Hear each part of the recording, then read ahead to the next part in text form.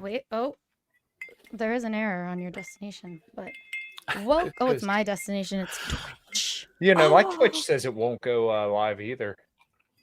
Oh, you know why? It's because of my fucking title. What It is says the the thing? title's invalid. Assholes. What? Assholes. That's Put asterisks in there. I think that's it. It might be sex too. There's multiple. Fucking goddamn you, Twitch, with your bullshit. Fucking. I did not know. Let's see. Did that work? Okay. No. Yeah, that worked for me. Hold on. Did you get rid of assholes or? Yeah, I got rid of assholes. I just put asterisks in there. Okay, let's see. Yeah, Ryan, what's in your glass? What do I have in there? Let's see. You don't know? Well, I literally have a whole like sheath of these things over here, and I just reached down and grabbed. Like, you keep that motherfucker on tap. Yeah, what am I drinking today? Today I grabbed the Lafrogue 10. It looks like. Can't edit stream details for guess what? Oh, Kyle, it's not working. You did. All I did was just I removed etc off the end and then put asterisks in place of the s as an asshole. That's literally all I did, and it went live for me. Nope. Did it work? Are you working? You give it a second; it should go up. I'm drinking proper. No, that's okay. We're a fucking mess. A guy came in from my work and had mentioned Proper 12 to me. I'm like, yeah, you know what? That's actually good stuff. So I may be a heretic to some people by liking that whiskey, but I think it's pretty good. Hey, listen, there's no like I'm completely the other end of the spectrum. Like my dad is a true-blooded Irishman, and his favorite whiskey is fucking Canadian VO Gold. And he's like, I like Irish whiskey, it's good, but you know, I think the Canadians make a goddamn smoother whiskey. Like, so I'm gonna drink it. You make a damn good whiskey. Listen, dude, I am Crown Royal all fucking day. I get it, and I think you guys, just have to appreciate. Do you want to talk about whiskey or aliens? I mean, yes, we're fucking live right now. Same, whiskey right? or fucking aliens? Fucking choose. Let's do Pick. aliens. Let's do all aliens. All right. Ryan hasn't seen this video yet, so I'm excited for him to be very underwhelmed. I got so many comments about this. I'm so excited. Have you seen it yet? The aliens? I seen the one on Mexico, and I'm just saying if that's the kind of claps I'm going to be cheeking, or the kind of cheeks I'm going to be clapping. I can't believe I said that backwards. If those are going to be the kind of cheeks I'm going to be clapping, I'm pretty upset because that looks like what I'm not going to say on air. Was this William Shatner style clapping? Oh my god! Look at these little guys. Do you think they're dehydrated? Like maybe they're bigger, but they like dehydrate. Se llama Clara el cerdo, ¿verdad? Clara. Se lo bautizaron. Sí.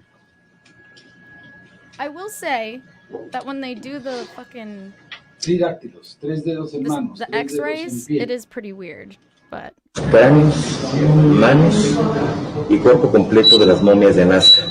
Se trata de 3 seres diferentes, con diferentes dimensiones. Hay un corredor público para dar fe de hechos y vamos a entrar hasta el cuarto de los rayos X. Acompáñanos para ver. En el vientre. ¿Cuáles son los huevecillos, perdón? ¿Estos 3?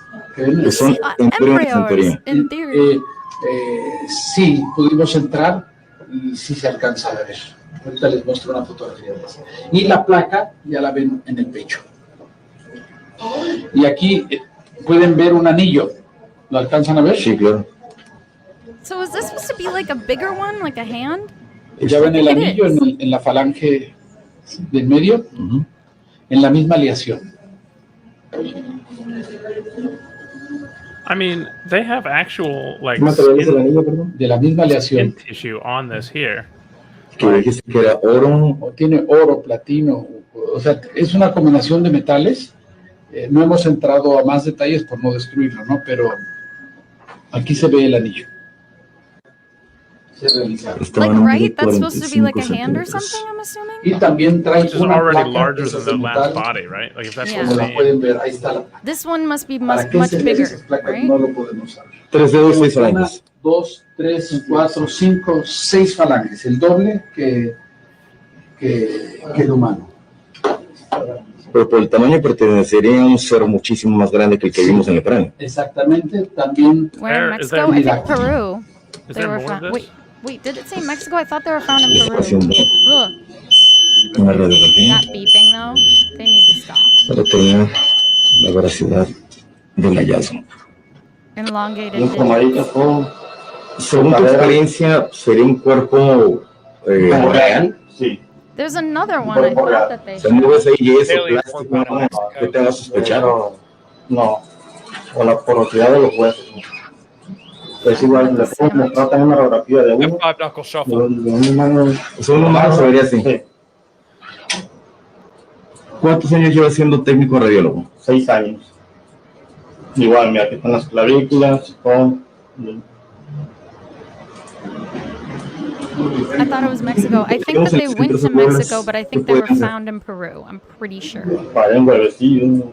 The eggs La are verdad weird, que no. and like Sabría it does have a Oh, that's skeleton. an egg. So, Ese es un objeto all right, extraño. let's Hay que stop this eliminar. video. Unless there's more. Is there anything more revealed on it? I think there's another one, but like it's basically like these little dudes. Right, but so are all they doing is X-ray analysis? Or are we not They seeing? did any... X-ray and they did a carbon date that dated it to about 1,000 to 700 years. So it's a little bit of a, they were like, That's a mummy. yeah, like around Okay. 1,000 to 700. It's, But I mean, so like- it's not that old then, like in all reality. Yeah, I mean, in my mind, I was like, if it is like a clay structure of some sort, like maybe they were created by like indigenous, Mhm. like ancient societies. But like, it's weird that it has like a kind of skeleton. And I what are mean, the, Yeah. are the Not necessarily. embryos? Like, I mean, like, I don't know what the heck those little like things, the pockets inside of it, that could have easily been like its organs. Like, it looks like a mummy to me, right? So if they made a mummy, Yeah. and they like do like, remember how Egyptians would do like the organs in the pots? Like maybe they like stitch all the stuff up and stuff it in there, and the treatment like that looks like one was a mummified child. They are mummified. But you think, Yeah. oh, you're gonna say it's a child? I mean, I'm gonna say this is a hoax, but I'm with Ryan.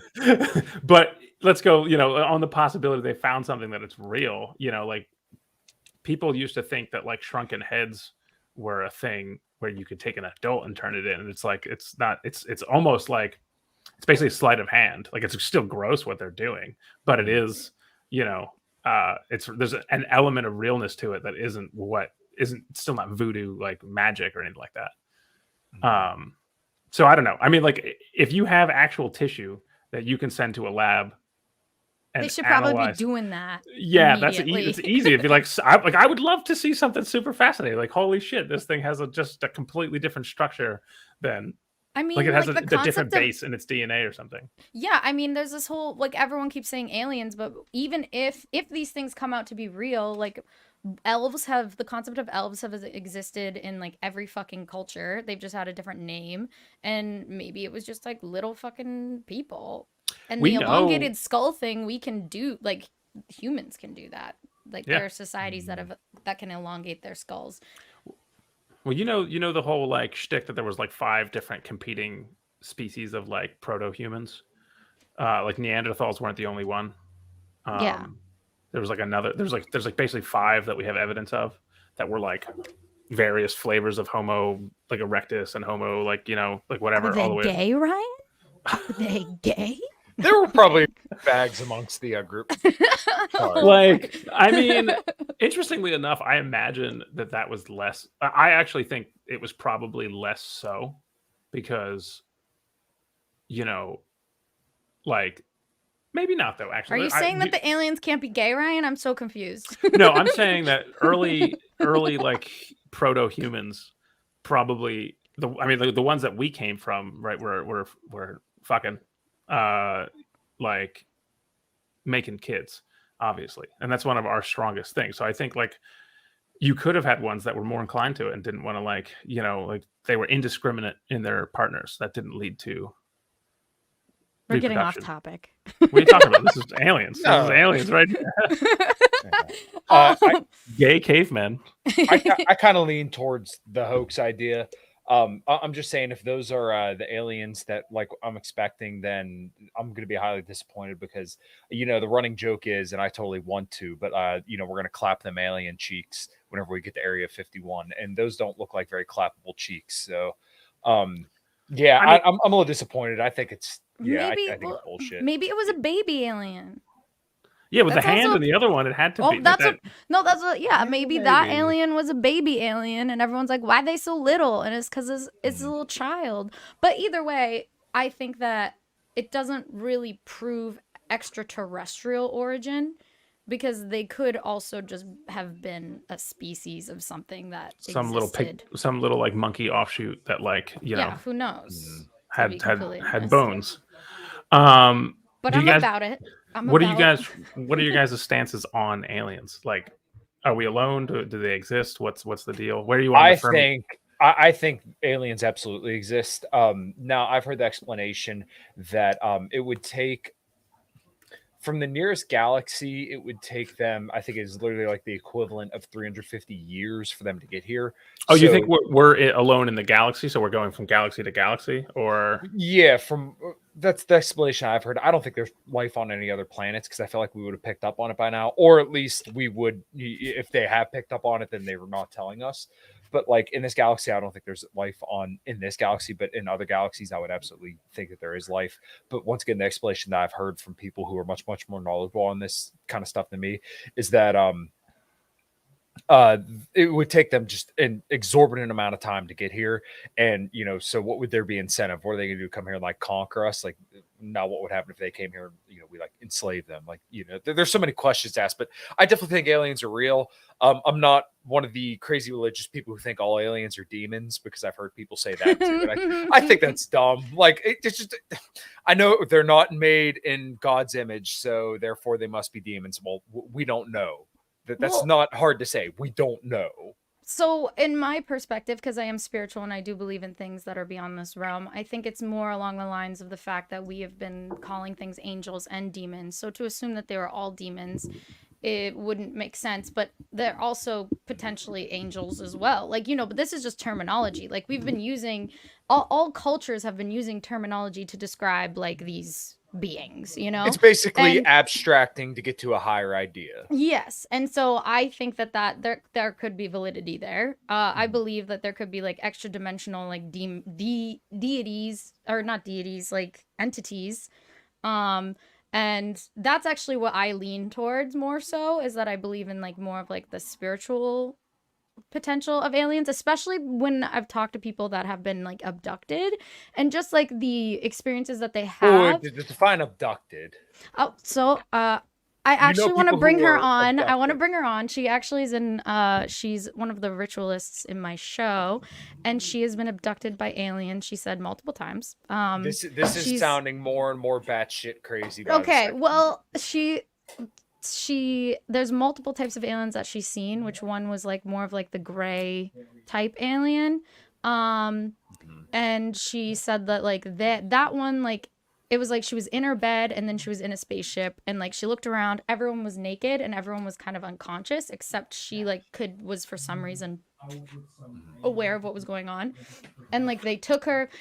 Kyle, you were gonna think this is batshit crazy, because when she told it to me, I was already like, do. I was like, okay. She's also native, and she said that she like her family has like experiences of this, which I thought was interesting. And is that you, Ryan? With the That's me. I'm sorry. That should be gone. They come for and- me every time. Well, we're talking about aliens now. We're getting a little too close to the truth. Yeah. So, and like they brought her into like these like this room, and she couldn't move, and they had like sliced her open, and it was like bigger. There was like little grays and then like these bigger grays that were wearing like this like crazy regalia with these symbols that she didn't recognize on it. And she basically said that they like cut her open, and like with their own hands, like with their minds or something, like eggs came out of her and was put into a test tube, and like they closed it. And then, so the craziest part of this story though is that like the next day she was like, okay, maybe it was a dream. She like didn't really know, and she ended up having like something rupture.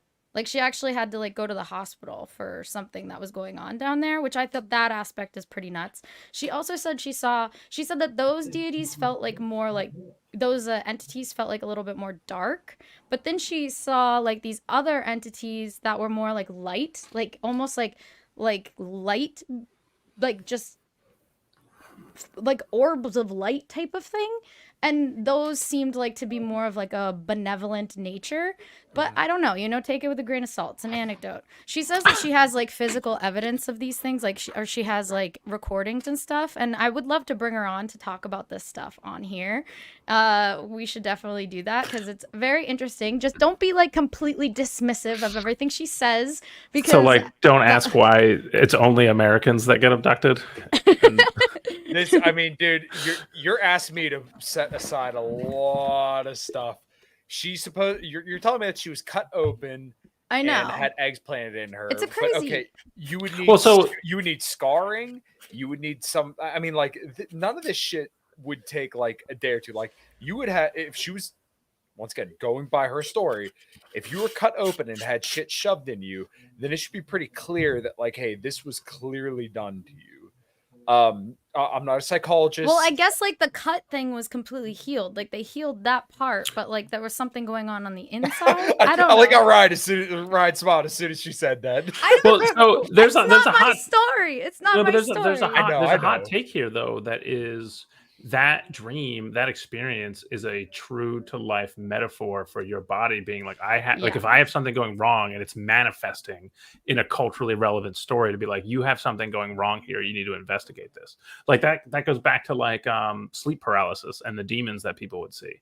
Like Mhm. when people talk about the demon that little perches on your chest and like suffocates you, and like it literally perfectly lines up with the concept of sleep paralysis, right? Yeah. So now, does that mean that demon isn't real, or does it mean that it is a like A manifestation of what you're already correct, thinking. right? I And think so- it could Okay, be yes. maybe both. Like, and well, that's the thing is because I do believe in these things, and I've had some pretty crazy experiences. Nothing to that fucking degree, and most of my experiences have been correlated to drugs. So you can only take them with the fucking so much, grain of I'm salt. taking this with a whole bottle of salt. whole bag of weed. So I you're know, aware. but what I mean is I mean, as someone who is spiritual and like I can't prove to you that I believe in something that cannot be like It's unfalsified. proven with the scientific method. I can't prove what that is to you, so it's a That you pointless taste, touch, argument. feel it. Yeah. Yeah, science never says that ghosts aren't real. Science says we have no repeatable evidence for Yeah. It's interesting too because there are really interesting documented cases that are like super great. Like one of my favorites is we are way off. Like I love how this is like we're gonna Yeah, I'm spend an surprised hour. we're already 20 minutes in talking about aliens and ghosts now. But one of my favorites is a bunch. It's always the skeptics, right? You have a group of people who are like, we are paranormal hunters, but none of us believe in them. So we go around like trying to like disprove, and they do they basically go through scam artists and people like Scooby-Doo style level of like cons and things. Yeah. And they found a child who had been getting like marks, like like bruises and things like that. And the parents are like, we swear to God, it's not us. We don't know what's going on. Like we think there's an animal out here, but we haven't been able to hunt anything like anything down. And the kid who's like 3 or 4 years old is like, no, it's the bad friend. And it's like, normally I play with my friend and he's the good friend, but there's another one who's a bad friend and he hurts me. And they like, at first police are brought in. They're like, who the fuck, what neighbors are Who's his abusing bad the kid? friend? Yeah. And they go through and they're like, it starts to sound, because it was in the South and it was the land they're on used to be a plantation, and there was a neighboring plantation. And the neighboring plantation is one of those ones that has like horror stories of like fucking torture and all these sort of things. And so they just like, let's investigate this. They go through the town records. They find photos of the landowner of the time and that one. And they just throw a bunch of other photos of other townspeople in the thing. And they go like, just release the child. It's like, are any of these pictures, any of your friends? And they point to the landowner, the kid, 3-4-year-old, not been coached on the thing. There's like a video recording, like a VCR thing. Kid walks up, is like, this is my friend. That's the bad one. And it's just like, that's super weird. And they don't jump to the conclusion that it's ghosts. They like, kids are like wildly intuitive. Like there were people watching who did know what the photos are. There is the idea that like people can like, there's so many different ways you can interpret a really interesting set of data without jumping to, beings from, a parallel dimension are crossing through. Yeah. But it doesn't exclude that possibility. So it's always Yeah, that's why I think it's good to keep an open mind. Number You know, two. like skeptically open, I think is like the move. Like don't just like believe every fucking thing that you hear, but also Yes. be open to the fact that it could be possible. And that's Mhm. kind of how I feel about these little body things. These little fucking whatever the hell they are. Like, you know, like I lean towards probably a hoax, but I'm also open-minded that it I might mean, not be. I would love to see like let's say we could prove it was extraterrestrial and it had the same, like there's no outcome where that's not fascinating, right? Either it has the same DNA as us or it has some sort of different information coding thing. Like I love it. I would love to see that. I don't think that's Based. yeah. Also, someone said earlier that I look like Shuon Head. Kevin, that is not true, but thank I you. hope that's a compliment, Ben. Yeah, that was David saying that you look like Sean Head. I never thought about it, but I sort of see it. What? I don't know who that is. I Bring up think you have. picture. I think you look a lot less like you have a broken nose. She looks like she has a broken nose. I think she's hilarious, so I'll take that. Yeah.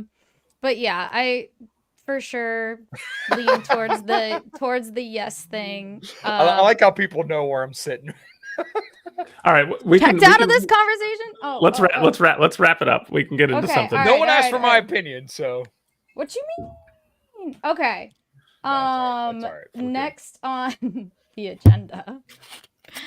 Oh boy, there's been so much talk about like sex work and politics, and should politicians not be allowed to do sex work? Like if you've had a history, do you like recall even the specifics? Because I know what you're getting at. But oh, don't worry, there are a couple I'm gonna people- show the video. In a Okay, second. good. I'm sorry to interrupt. Go ahead. Sorry. But one thing also, like we as libertarians, we have like Franz, who is running for president. He is in the band Attila. He's quite an interesting fellow. But people seem to be focusing really hard on the fact that he has an OnlyFans and that he does, which I didn't know what this was. I learned what this was from Franz. It was a very interesting education, this concept of felching. Is that what it's called? Where they drink the semen out of a girl's vagina? Good lord. I did not know what that was, but there's a video of him doing that from his OnlyFans, and people were freaking Is out that about it, cannibalism? being like, "This is who you want as your president? Are you serious?" You know, and you know, it's all like this argument of like, if they're a degenerate, they shouldn't be allowed to be a politician, blah blah blah. Even though, in my opinion, all politicians are secretly degenerates. So it's like, wouldn't you rather their degeneracy be in your front of your face? But not just only that, I think that there are plenty of legitimate critiques of Franz as a presidential candidate. Like, what the fuck are his actual views? You know, like, there's like, is he an actual libertarian? Like, there's plenty Right, of like because actual it's the critiques, clout. but people are so focusing on the fact that he has a fucking OnlyFans, and it's like, dude, what the fuck? And then now there's the Susanna Gibson, who is running for a seat in the Virginia State House, was caught with old videos on Chatterbait where she was having sex with her husband. I'm gonna show the video. I don't even know if this is like fucking going to get me in trouble, but we're gonna do it. Please don't get my YouTube a strike. I've had so many of those. I think it doesn't show much. And if it gets too steamy, we'll. Oh no, Cons. So yeah, this lady, you know, with her husband, she. Oh no, Everyone's freaking out. Hi, Big Bot. The model in his. So this person is like doing live camming and Yes. running for. She's not doing the camming anymore. I think maybe she had like a, you know, rough go of it during COVID. I don't know. Like she just needed some money. Like I don't judge sex workers. I honestly don't. Obviously, I worked within the industry for a really long time. I was never a sex worker, but I managed a strip club for a really long time. So I know all the levels of sex worker. You know, like there are a lot of girls that like literally would come to work and were in no way what these people are even like. If they had interest in politics, they would make a fine politician. Okay, like, do you know what I mean? Like there's so much of this perspective that like, oh, if you were a sex worker, you're automatically too degenerate, can never run for office. What's your perspective, Kyle? I mean, my problem is when people are sanctimonious about it. So you see people, and specifically like the MAGA crowd, which I hate to call them out because I do agree with them on a lot of things. But like this sanctimonious preaching of like, we're the party of family values and we believe in God, country, guts, glory, guns. And then they're divorced or they're cheating on their husbands or, they're sleeping around. It's like, well, if you want to do that, I personally don't care. I encourage guys to go out and spin plates and date non-exclusively because that's what women do already anyways. They kind of try out and not necessarily sleep with everybody, but like, they're going to kind of till the fields a little bit. If you're going to do that, fine, but you can't be the same person that's going around telling everybody how to act. That's bullshit because then people see right through that and it makes you look like a fraud, right? Like the thing that I think most people would have respected or that did most people respect about Donald Trump is that he didn't lie about this stuff. I mean, he was a degenerate for most of his life and then kind of, never hid that fact. He's a married man now, yeah, but, there have probably been lots of questions there too, but he never hid that fact. These other congresswomen who are, sanctimoniously preaching at people, they're trying to hide the fact that they lived a terrible life, or I shouldn't say terrible life, but like they lived unorthodox lives, which once again, it's okay, but you no longer have that moral high ground to stand on from your own point of view. Once again, I don't see this as like a huge moral failing. If that's your lifestyle, okay, that's fine. But once again, don't tell other people how to live, this traditional lifestyle when you're not practicing it yourself. Yeah. Would you be happy to vote for like a libertarian sex worker, former sex worker? If they were principled? If yeah, actually, I'd be okay with that. If they were principled, right? Like if they if they were a principled libertarian, but they were a sex worker, like if they weren't making that their entire identity, then Yeah. I would be okay with it. But like if it's to the point, like I know that Lars Mapstead is running right now, and I haven't really paid much attention to him, but I know that he's got a lot of his funding off that like back page kind of deal. I don't know how much he's leading with that, but like if that's the only thing you're running on is the fact that you're a sex worker or pro sex work, then I'm kind of uninterested just because it's like that this is private matters. Like the government shouldn't have anything to do with these kind of matters. It's more of a cultural thing. Are you talking about Franz? No. No. Lars Mapstead. He's the guy who's running. Yeah, right. He's running for president for the Libertarian Party or under the Libertarian Party. And he's responsible for making like adult friend finder or something like that. And like Franz too, like I'm okay with that if you're not leading with it. Because if you're leading with it, then it shows like, okay, well, what are you lacking that you feel like this has to be your issue? Because this is going to appeal to voters. It's not going to appeal to a lot of people. And it's fine if you live that lifestyle, but like these aren't the issues that matter politically. Culturally, a lot of people don't even live that kind of life. So like keep it to yourself. Well, you and can then, have it in your platform, like, okay, I support sex Yeah, work, I agree. But like, you know what I Not mean? your You don't entire have to, platform. Yeah, you don't have to make it. I can see a selling point where you're like, listen, I've done sex work for these many years, and so I know how to fucking see through bullshit because I'm used to people trying to bullshit me constantly. I mean, like, I wouldn't want a candidate to have a single like, I did this job, so now I'm qualified for the fucking position. Mm-hmm. I think you should have a robust platform regardless of who's running. But I can see somebody using that as a leverage to be like, we need. We've had nothing but lawyers and fucking bankers and shit like that coming through. We need to shift it up and, world's oldest profession, as someone said in the comments. Well, that's the other thing. People are acting they're like, oh my God, the degeneracy, like OnlyFans is a symbol of like modern decay. And it's like, dude, there have been fucking sex workers since the dawn of time. This is not fucking new. It's just a new way of it being monetized. And to be fair, I have like issues with OnlyFans only on the fact that I don't think a lot of young girls understand the consequences. So I think that this is something that when it comes to sex work, you need to understand the consequences in the long term, what you might have to deal with, like the truth of the matter. One truth of the matter, it might be hard to date. There are guys that will date you, but it might be difficult. The other truth of the matter is that with OnlyFans in particular, this doesn't count as much with strip clubs, which is why I would actually tell people it's probably better if you're going to work in a strip club because there's anonymity. And if you work in a good strip club, there is no touching, there's no creepy shit. So like if you're working in a strip club, you at least get the anonymity and like you can actually like live your life and have nobody know. Like, you know what I mean? Yeah. And with OnlyFans, that potentially can last with you forever. And so like that is a consequence, and a consequence that I don't know that you fully understand when you're 18. Which is why like this isn't something that I would say like should be legislated or anything, but like as a business, like as OnlyFans, like if I was the CEO, I would be like, you can't do that kind of content until you're like 23, 24, or 25 or something, solely Sure. for the fact that your brain isn't fully developed yet to really understand what you're doing. And a lot of women go into it and they might not fully understand the consequences yet. Yeah. And I think that I have no issues with sex work, and I'm fully supportive of people that want to do that as long as they have thought about it and thought it through, and they understand what they're getting themselves into, and aren't just being like, this is going to make me a shit ton of money and I'm going to do it and it'll be fine. I'll be able to just stop in like 6 years. Sure, but that still might like haunt you, and you might not realize that at the time. This is all a really good preamble into age gap talk, by the way.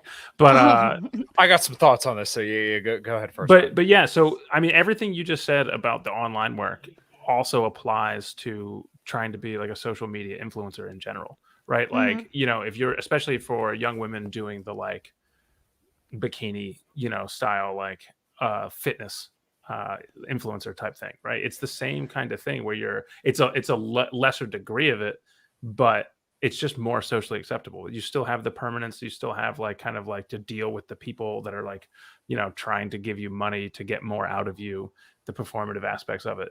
I mean, it's really interesting to hear you say the platform of OnlyFans shouldn't allow Well, the young that's women an to do it. example. It's also like Chatterbait, all these kind of things. But like obviously I say this, but what I really mean is more so I wish that there was more like honest education to be like, this is what it really looks like. Cause I feel like there's a lot of people that support sex work and just be like, whatever, like it's fine, just do what you want, like your body, your choice, you know, but there's no discussion of what the repercussions might be. And I just think you just need transparency, you know, like just be transparent about what's going to happen. There's also like another aspect with, I don't know if this is the same with Chatterbait, but what I've heard with OnlyFans is that a lot of girls don't make that much money. I heard like if you're in the top 36%, like those people have made like $100, you know? Yeah, top 3% is close to 1,000 a month. Yeah. So that speaks to how little people are making. Exactly. And so that's another aspect that I think people also don't understand how much time something like that takes. Yeah. And so it's like Twitch, you know, like when I was making the most money on Twitch, I was streaming like 9 hours a day, you know? And I think OnlyFans is the same thing. You get what you give. And a lot of people think they can go in and like just randomly do it every once in a while and make a shit ton of money. And that's not going to be how it is. The girls that I know that are the most successful on OnlyFans fucking put in the time and the work, and they're constantly making content. Yeah, and it's not job. Yeah, it's not like some side thing. So there's that. And so there's also these girls putting up this content that's going to last their whole lives, and they're not making any money. Like so for me, it's all about the honesty of it, you know, like just be the transparency of what the job is. And this is something that at the strip club, when I would interview young girls that would come in at 18, 19, I would always give them a talk, and I'd always be like, okay, here's the deal. Like, this is not a permanent job, so your best bet is to save your money and don't blow your money. Like, save your money because if you save your money right now, you can retire by 30 and you can buy a house and you can do all that shit, and by 30 you can like figure out what you want to do. But if you don't do that, you're going to end up stuck in this job for a very long time. If you like this job, fine, but like if this isn't what you want to do for the rest of your life, you need to plan for your exit. And a lot of girls wouldn't listen to me, but some would. But that's the being transparent and honest about it. Right. But yeah, and the real take here was from whether or not sex work should completely write you off from being a politician. I don't think so. I think there should be other things that are more important other than that. Right? We all agree there? Okay, Kyle, you had thoughts? Yeah, like I said, I just don't think the sex work should be your main platform point. Like, I feel like that should be kind of like along the subtext there, like, hey, I'm okay with sex work too. Damn, you guys kind of went on about a decent bit there, so I still have quite a few thoughts. I'm trying to gather them all right now. But like, so like That bottle's really, really loud. I'm Yeah, sorry. Ryan, that mic is That's okay. intense. Yeah, I think man, it that picks thing up is your hot. background. It picks up your background, the background noise too. So like I kind of like what you guys were going on about like the stats when it came to OnlyFans and stuff like that, because I think women still have the perception that like, hey, I can do this, right? Like if I just go to OnlyFans, then I'm going to make all this money. And the problem with the perception is that, like you guys said, the top 36% of OnlyFans people made how much money? One more time. Less than 100. Less than Like 100 a month. 36% is around 100. a month. Okay, yeah. So the top 36% makes about $100. Now imagine being a girl in that position where you think you're going to make all this money. You have the perception that men value your sexuality so much, because men really do. But then you put all this very vulnerable material online, and Mhm. then nobody buys it. Now imagine how that makes you feel. And I know this is kind of like a very, very woman-y kind of standpoint that I'm coming at this from, but like, I think you would feel pretty shitty if you just Yeah. did all this stuff that made you very, very vulnerable and could potentially risk your, the rest of your career, your life as, a potential wife or potential worker, and you only made like that much money. And now that's not to say that I'm encouraging people to do this, because I'm not. Like, I think you should, like you said, be very, very honest, open, and transparent about this before you enter in doing that work. But like, imagine being in that position where like you're in the top 30% and you did all this stuff that now ruins not all, but perhaps a lot of your future employment opportunities, and you got nothing in return for it. Like, imagine how that would make you feel about the world, relationships, and even like men in general, because you would think that like you're not desired by men because the free market didn't treat you as well. Well, How it much kinda comes down- money would be worth it? It's subjective, right?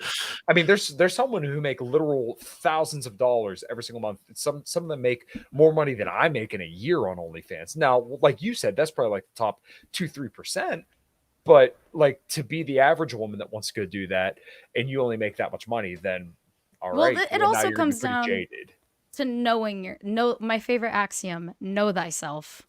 So I think that like that's the other thing, is how, Ryan, we always talk about like open relationships and poly isn't for everyone. Sex work also isn't for everyone. And it's 100% for a very niche type of person. And that also comes down to like who you are as a person and also your physical appearance. So like, just because you're a fucking 6 or a 7 and you're like, well, there's a bunch of dudes that think I'm hot, doesn't fucking mean that you're gonna fucking slay on OnlyFans, because there's a lot of other Stop hot telling girls me I too. should go into sex work. I already know where you're going. Like, I genuinely think that that's another issue, is just like not being self-aware, which is another issue with girls doing this at 18, and like because you're not self-aware. And yes, this is a great segue into our next topic, which is age gap preferences. Yay! I have lots of fucking opinions on this. Me and Ryan have actually gone on like deep wormholes for this, because I'm actually someone that I don't like give a fuck. Like, if you are 30, I actually dated a 30-year-old when I was 19, and he was honestly really respectable, like very nice guy. But I will say that and he like had like took me on like the best dates ever, was like great, But I will say that I ended up stopping to hang out with him and started to date my ex-boyfriend, who was around my age. So, and again, I've seen a lot of discourse with this, like where it's like, oh, like younger women want older men, or don't they? Genuinely, like for me, I remember that, like I thought he was attractive, but there was something like off about it. And I remember thinking, like, I don't know, one thing I thought is like, why is he hanging out with me? Why are you 30 and why are you hanging out with me? I'm 19. Like, what's wrong with you? There was that, or like, what do you want from me? And then there was also like, I was more attracted to the person that was my own age. And so I think that a lot of the discourse I've been seeing on Twitter about this is about that. And a lot of guys have been getting kind of pissed when people were saying that girls, they're actually are more likely to be attracted to someone within like their like 5 years of age, Like, this isn't universal, like, and there's also a lot of factors here, but it's saying like more likely women are more likely to be attracted physically to someone within like the 4 or 5 age range. And so I wanted to bring up the lovely Rolo graphic that fucking gets passed around everywhere, and someone And there was a few different data analysis people that said that they did data analysis with dating apps, and they saw people being more likely to be attracted to people within their own age bracket. This is basically like peak sexual market value for women is, what is it? You're a little far away from your mic. Sorry. Oh, I just want to make sure that everybody hears you. so peak sexual. Oh God, I'm fucking God. up. What am I- Tragedy. Why do we let a woman run these things? I know it's so. Repeal the 19th. So is that 23 is peak sexual value for women? Women, yeah. Yes. And they said men is around what, 38? 36 or It's 38. it should 38, be. yeah. I think Okay. it's 38, right? mean, Which is 15, jeez. 16 years. Yeah, so this is the Rolo graph. But there's another graph that someone did using data from a dating app that looks very different than this, because it basically Sure. said that women were more likely to match with men within like the 4 to 5 age range of their they were more likely, they would still match up to I think 15 years and sometimes more, but like they were more likely to like reciprocate and like actually like go on dates with people Yeah, within but that 4 to 5 age range. Wait. More likely to go on dates makes more sense to me because Yeah. matching is cheap, right? Yes, like that's actually what I going on mean. a date Yeah. is a larger Follow investment. through. Yeah, so Yeah, they would be exactly. still be matching with people that were older. They just wouldn't have. They were less likely to go on dates. And so Rolo, I saw, was like top. Like obviously he gets very sensitive. What did he say down here? He was. I think that's just Twitter. Twitter makes everybody look very sensitive, very angry. He very always sad, gets. yeah. If you read my book, where the chart was from. Context. You need the context. But yeah, it's sexual market value, which I genuinely hate this term, dude. Like, can we make? Why do you hate it? So- well, Because it's bringing everything down to economic terms, and I genuinely think that there is something a little bit more to it. But I understand why we use it. I understand why we use it. I just hate that we use it. I see the value in using it. I just hate it. All right. That's a fair follow up. right. This is definitely speaking to the very kind of our goal is to have children. Mhm. I mean, you definitely have a factor of people tend to be their most attractive, but you note that it's not accounting for, because men are typically in their most attractive in the same range as women, but this is supposing that men's value is not derived primarily from their pure Appearance. attractiveness so Okay. much as an overall picture, whereas this Okay. is, my assumption is from this graph, it's drawing on physical attractiveness and childbearing, right? These are what you're valuing. That's what they're valuing for women, and for men, they're valuing, I think, resources, right? And it's like resources because it's not physical attraction. Because in men are more attractive when they're younger.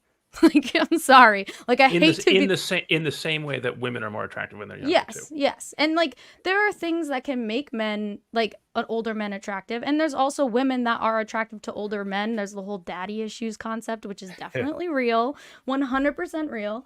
But I also saw this tweet that I thought was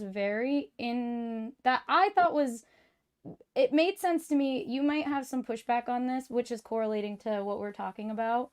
But there might be, okay.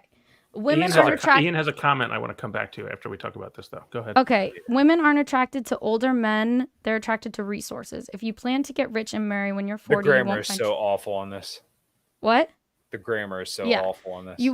Well, I'm sorry. You won't find true happiness in your marriage. You'll marry a woman for her looks, and she'll marry you for your resources. You won't be loved for you. Which I think if the plan for you to get married when you're older and you want this, like, and your goal is you're gonna find this like young 20-year-old, and that's like the vision, this super hot 20-year-old, that is a fact. Like, because I've had a client that is literally this person who hasn't been very attractive his whole life. He's older, he's in his 40s, and he wants the young girl, blonde model, and like, and the thing, but he doesn't want a gold digger. And I'm like, well, here's the problem. Like, what Well, you're okay, looking yeah, for to is your going to point, give you a yeah. gold digger. Yeah. To your point, he's maxed out in one area, right? Where women want the full package: looks, game, and looks, game, and affluence, right? Where money, resources, status, and stuff like that. A guy who's just completely decked out and has no personality and still looks like shit is a complete package. So if you want a gold digger, you'll find a gold digger. but you know, how prosperous are you going to be in that situation? Yeah. Now to the last graph though, men typically do rate women from the ages of like 15 all the way up until they're 90 years old. They rate women as their most attractive, which is women's primary agency in this life is their sexuality, right? That is what men are looking for. I have pushback That's on okay. that. That's but okay. go ahead. 1 second. Yeah.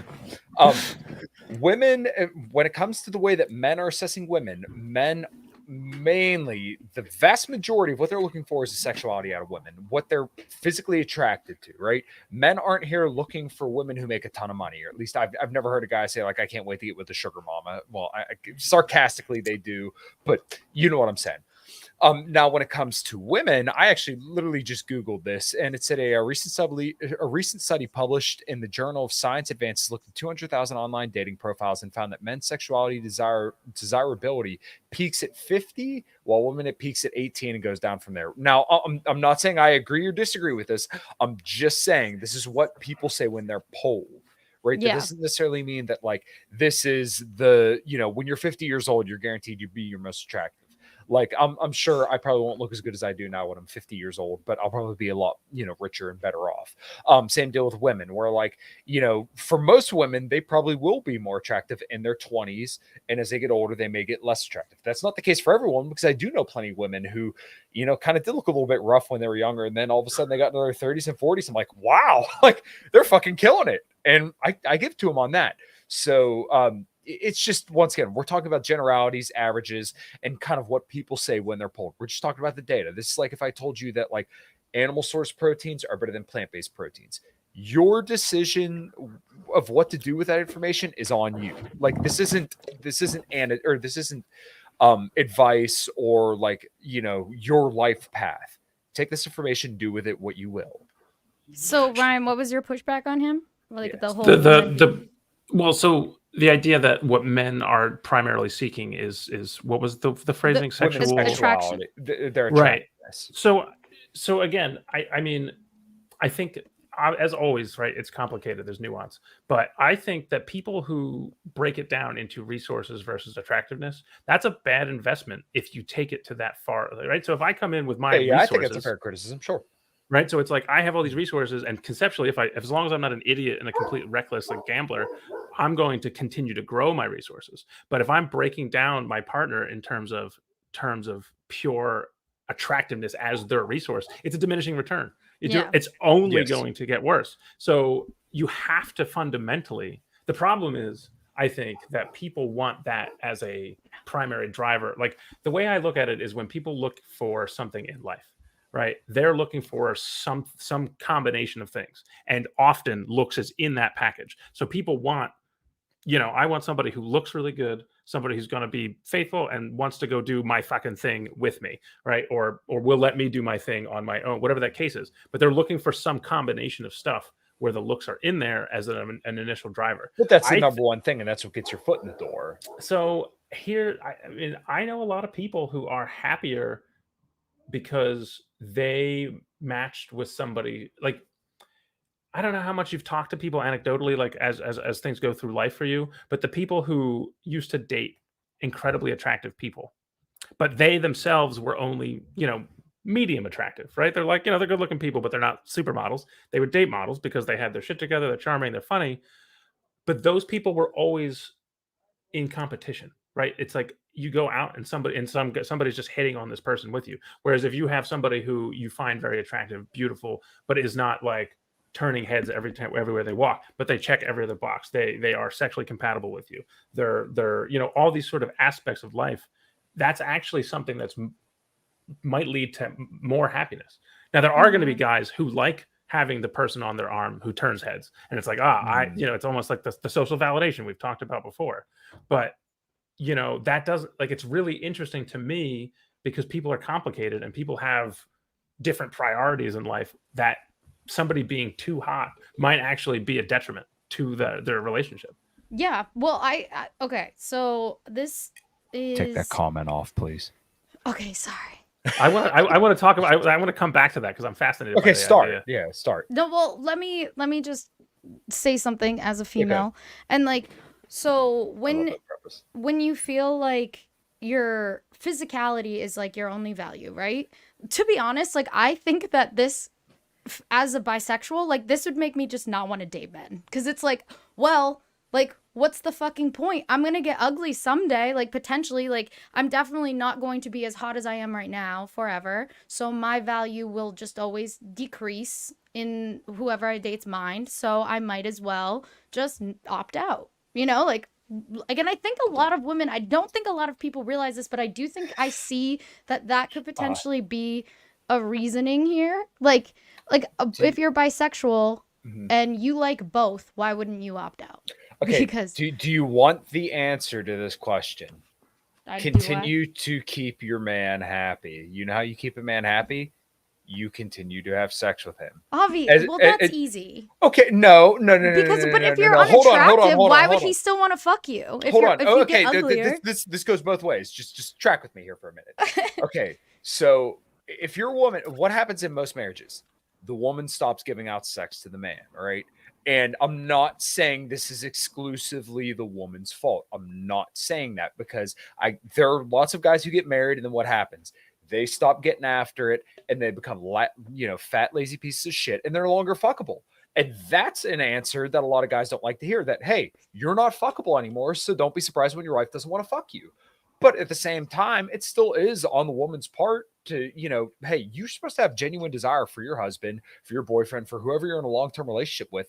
That's going to keep, if he's a good dog, he'll stay on the porch, but you just have to fucking pet him. But if you know that your value is just your appearance, that affects your self-esteem. But, then women might psychologically not want to fuck him anymore. Yeah, this is just like women's hypergamy, though, right? Mm-hmm. Because women are always looking for a bigger and better deal. But if they're happy in the relationship that they're in, they don't cheat.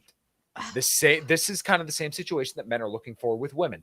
If you pet the dog, he stays on the porch. If the man pets his bitch, she stays on the porch, right?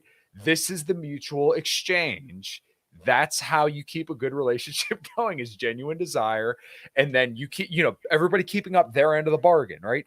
You stay on top of your game as a guy. You lift weights. You stay jacked and tan. You stay, number one dude at your job.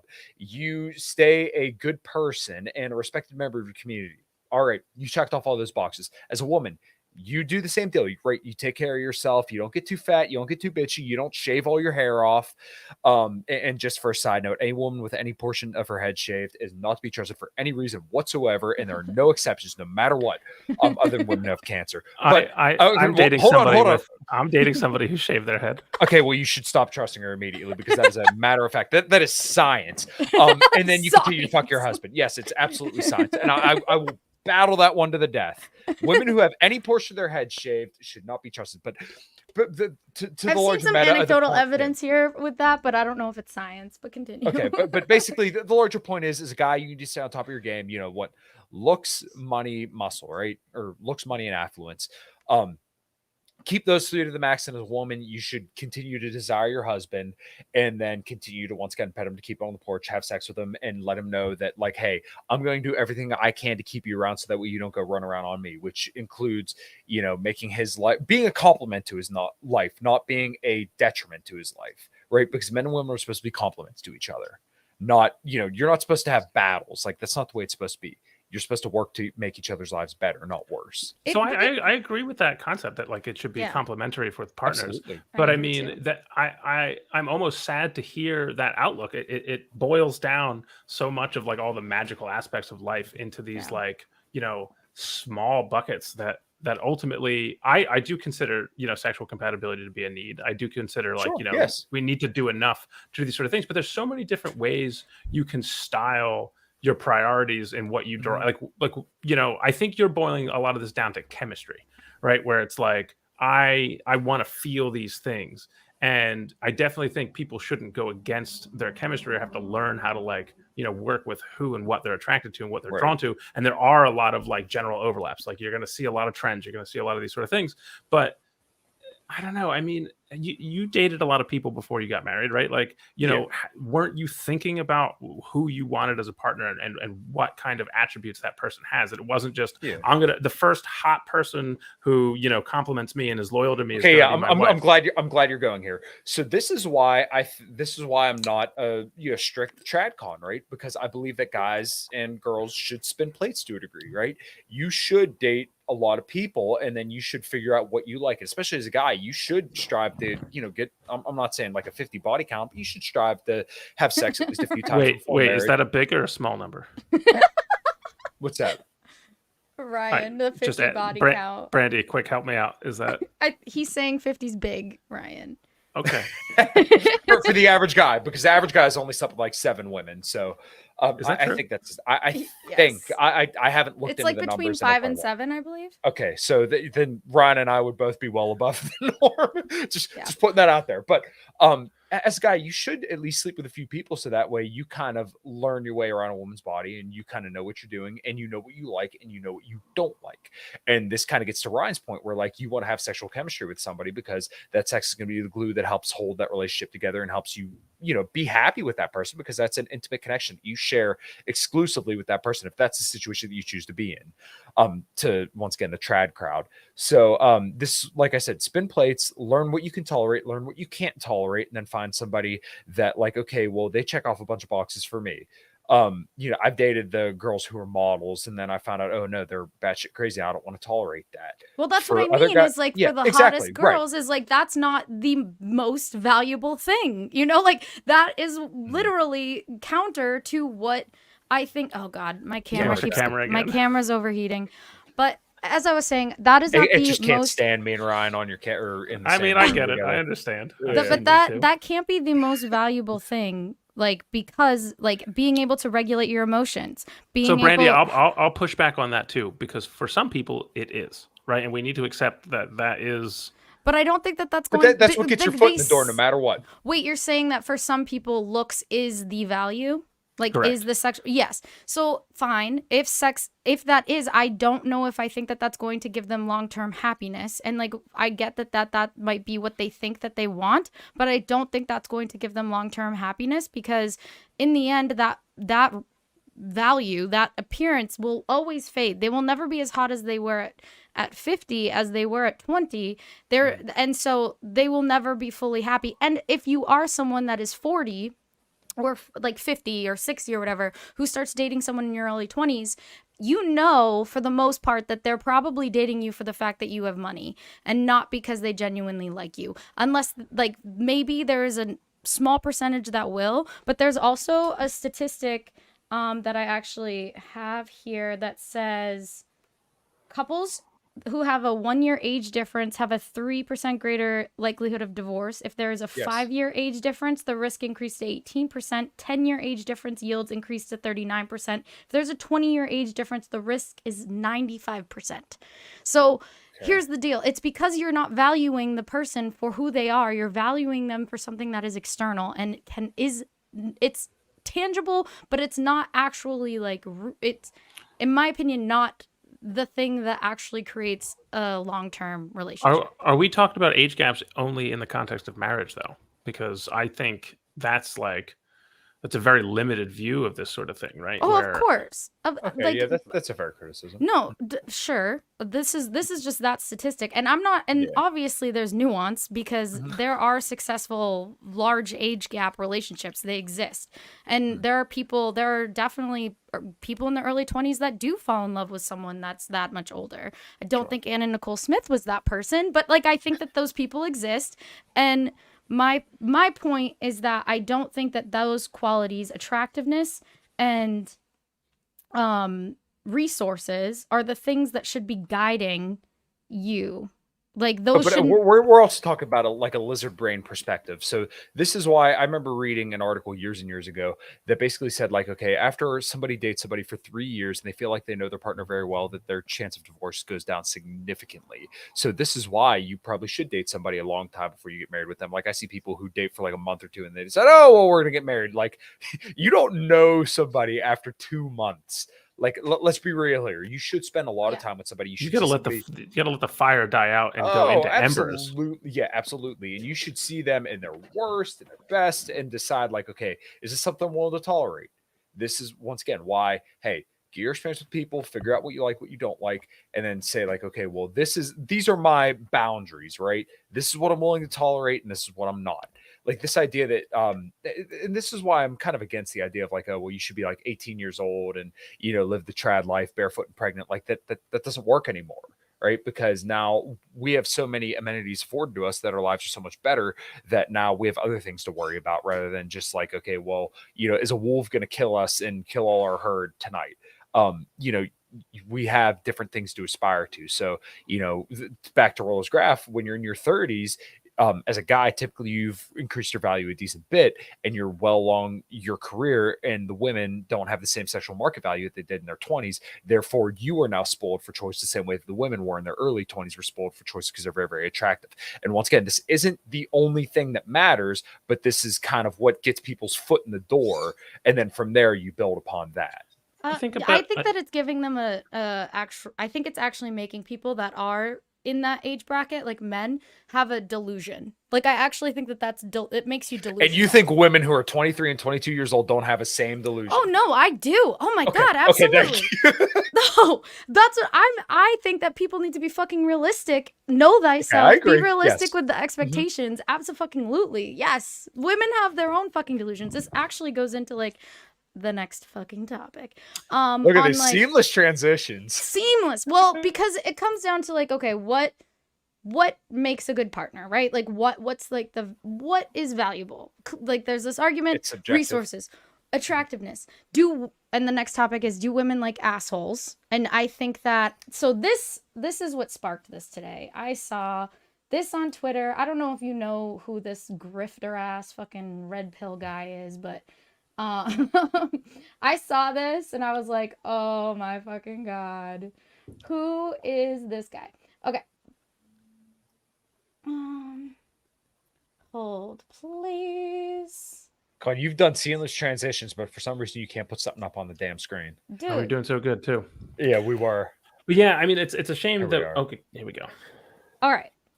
Chicks love assholes.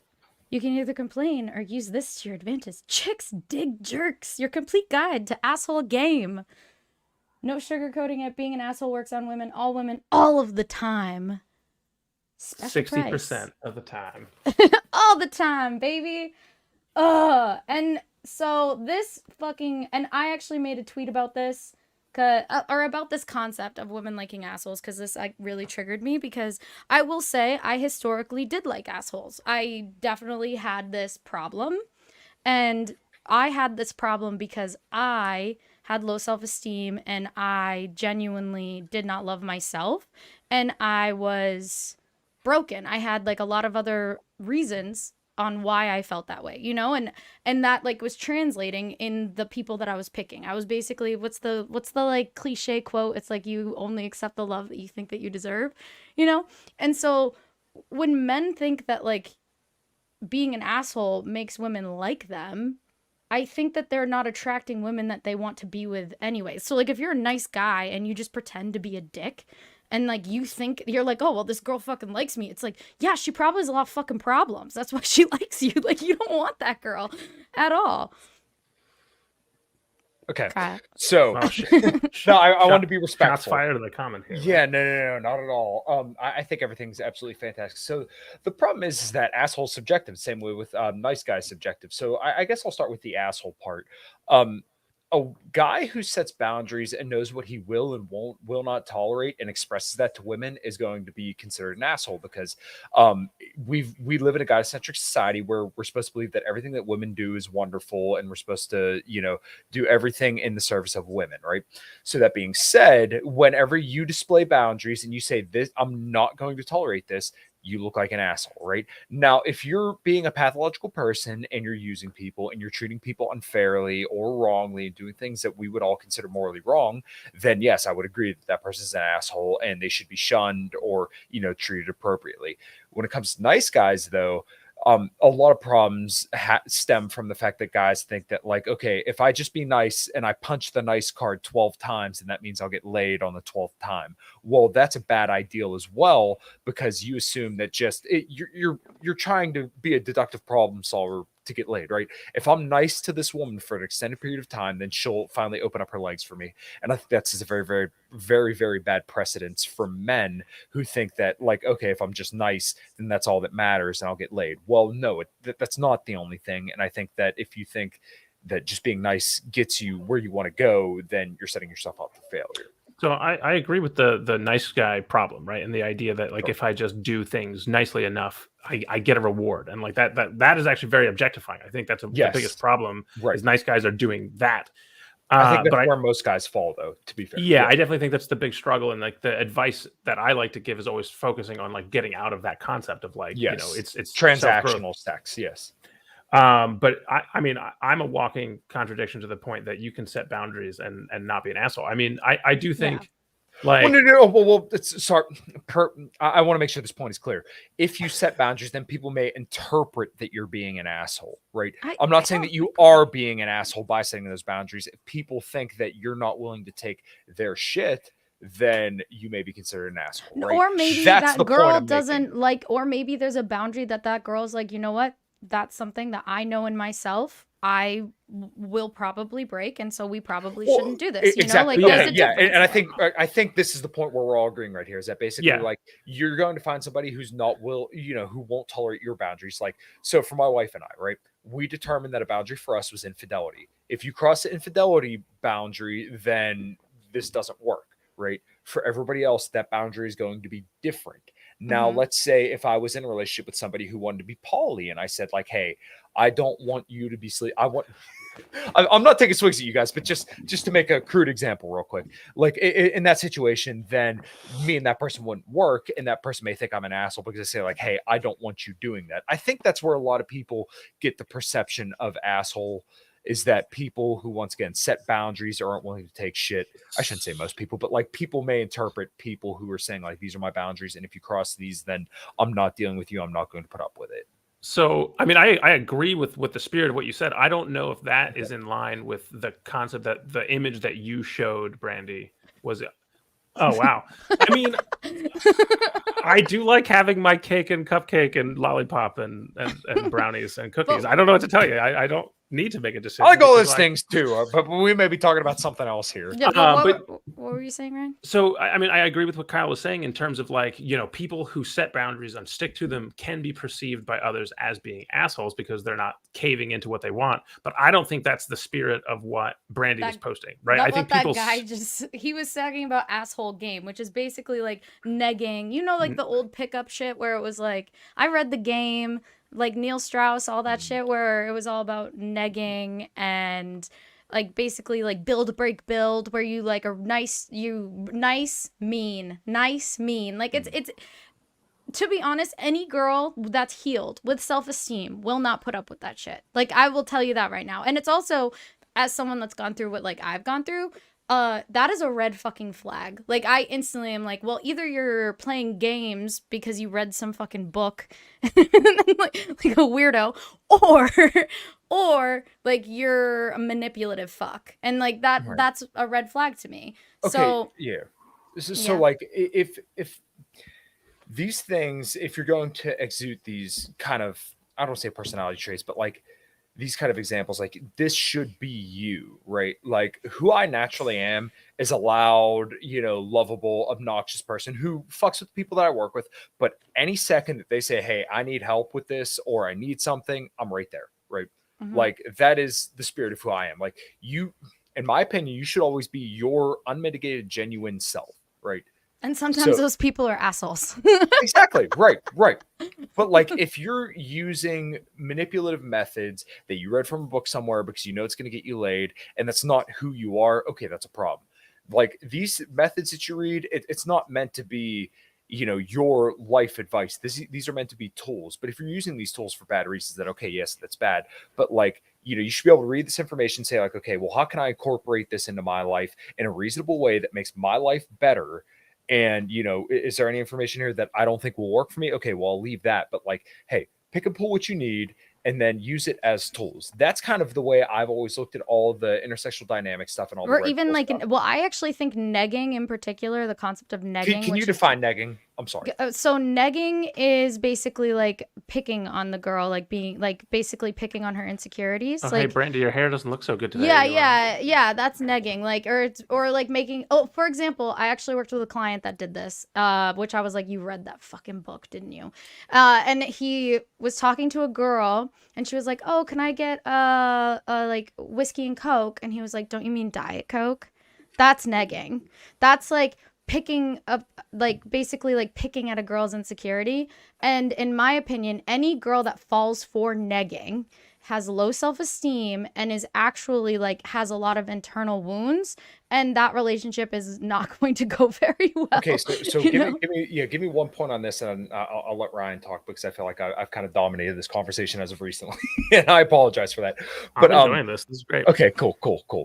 But like, if you have to do stuff like that, then that already tells me that like, hey, there's a problem here. Like, either you as the guy are not genuinely desired enough by your woman to actually to have her enjoy your presence and want to do what you want to do, or you guys aren't a good match, or there's some kind of mitigating factor here if things aren't kind of working smoothly, right? Because most relationships, I really do think if you have a good relationship, then you aren't having these kind of Well, conversations. negging you aren't is having something that they use at the beginning when you meet right, someone. but It's not when something you that first you meet use in- somebody, right. But when you first meet somebody, it should be the same deal, right? Because that's even Yeah. when it's more exciting, because you've never experienced this person before. You don't know them. You shouldn't have to do this kind of stuff when you first meet somebody, because you're already excited and you're wired because this is somebody that you've never spent time with before, and all that goes along with that. Like everybody knows when you first meet somebody, it's always more exciting, right? Mhm. But then obviously you come down off the honeymoon phase, a month, what is it, like almost 2 years later.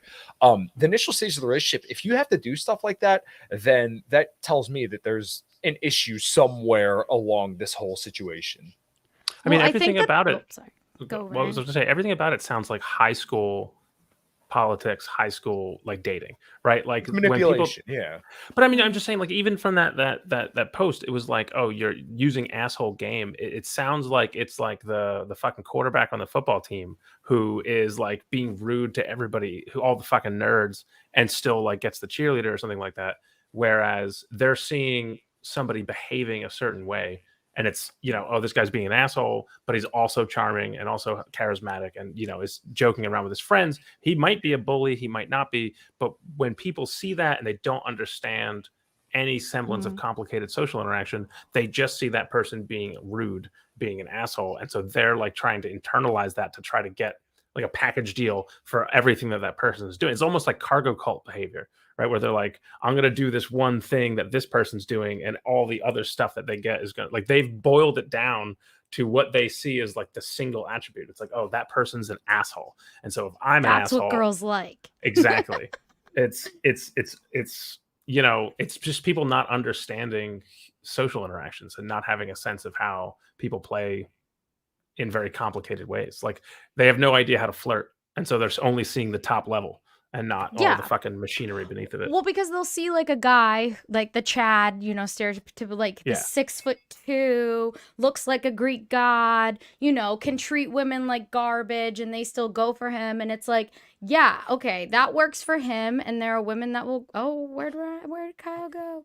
But there are women that will go for that type of guy. But like, that guy also has like ridiculous. Oh, there he's back. Let him in. Where'd you Let go? him in. I'm so sorry about that. My internet has been an absolute motherfucker. No, you're fine. The shark took a chomp. Go ahead, But Brandon. yeah, I was saying that, like, okay, you have like the Chad who's like 6'2", looks like a Greek god, treats people like garbage, but like, and guys are like, oh, like, he's a dick, so that's why girls like him, because he's a dick. And it's like, no, it's because he looks like a Greek god. And so of course he gets women. But to be fair, that guy that is an asshole, I know a lot of guys like that. Their relationships are typically fucking garbage. Like, I know a lot of guys that are that type of guy that treats people like shit, but like is super hot and like they normally have really bad fucking relationships. So you shouldn't even be looking at those people as like some sort of like role model. Well, they're looking at them because they're having sex, and so they don't Yes, care yeah. about the relationship. They want the sex. Yeah. And they, Once again, you know, you'll see what you want to see in a lot of situations, and you see this whenever people like look at studies or something like that. If you torture some data out enough, you will find it will confess to what you want it to confess, right? So like whenever you look at a situation like that, the guy's going to say, oh well, he's being an asshole, so that has to be the one key thing.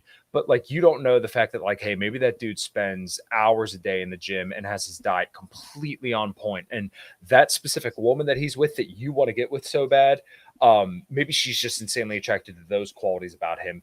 And as it turns out, you don't do shit in that arena, so she wants nothing to do with you. Mhm. And that it kind of goes back to the point, like a lot of these attraction cues, there are objective things, but it's still going to be subjective to a point. And there's all, well, probably to a larger point than an objective point. But at the same time, you as a guy are going to have to grind your ass off and become the best version of yourself and do whatever you can to make yourself the most, desirable man that you can. And, not worry about what other guys are doing, right? Like you could pick up on cues and stuff like that, but like, you don't want to just assume that like those behaviors from another dude are going to work for you, because they may not. Like he may be able to max out in certain areas. Like I'm only 5'11", right? So So I can't. short. 5'11" is fine. I know. It's like like wrong with as if 5'11". it depends on how tall girls you want. Right. I'm 5'2". Well, I'm like 5'11". You're a giant. you're 5'2". Yeah, I'm little. Oh Jesus! I thought you would have been. I thought you would have been like 5'5". I don't know exactly It's how 'cause tall of the I thought you boots. would be. Yeah, I don't know, but like I'm on the tall end of average, but like I'm not going to be able to compete with guys who are like 6'2" and stuff like that. Okay, but like I don't know, I have good leg genetics, so like my legs are always going to look better than theirs no matter what. So, and women give a shit about that stuff. I'm not even kidding. Like Do for all we? the guys in the Do chat. we? Oh, listen. I know. Come. I'm not the one. I am not the example here. I want to say like, because I dated assholes, right? But I didn't date the chads. Okay? I dated like the nerdy assholes. Like I dated guys that wouldn't be considered like the like the 6'2", like anything like that. Like The 6'6". well, because genuinely for me, like one of the qualities that I always went for the most was like intelligence and sense of humor. And so like, and if you could make me laugh, I was like, oh yeah, I'm about it. Pull up But that like, comment. Pull up that comment. which I've never one? heard a woman say, look at the legs on that dude. Listen, if you have a nice ass as a guy, I'm not kidding you. I am not fucking kidding you. If you had a nice ass, if you had big quads, like not just like fat legs, but like nice calves, and you have the whole lower portion taken care of, you work your ass off in the gym, I promise you beyond any shadow of a doubt, I would put fucking money on it that you will look better to women any day of the week. You take that one to the fucking bank. I Yeah, promise you. Fitness always goes a long way. And Brandy, I'm going to jump in on that too, because I think there is something to it. And you've seen people, you've seen us at the shows and things, and the people that interact with me. Like I actually think I think I'm as popular as I am in my dating circles because I like scratch the itch without actually being the person, right? Like I'm 6'3". I was a former athlete. Like, I have a lot. I'm very broy. I can chug a beer. I'll do a fucking, like I'll make. I don't see this broiness, but yes, continue. I mean, you get mad at me because I Me and Ryan are gonna be like best friends because I'm not a sports guy at all. But I don't know.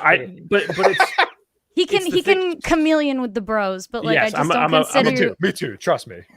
a bromelian. But I just don't bro consider. walker. Yes, I just don't consider you broy. I mean, like I agree. I don't think of myself as a bro, or if I do, it's like I'm a reformed bro, right? Where Those are the best kind.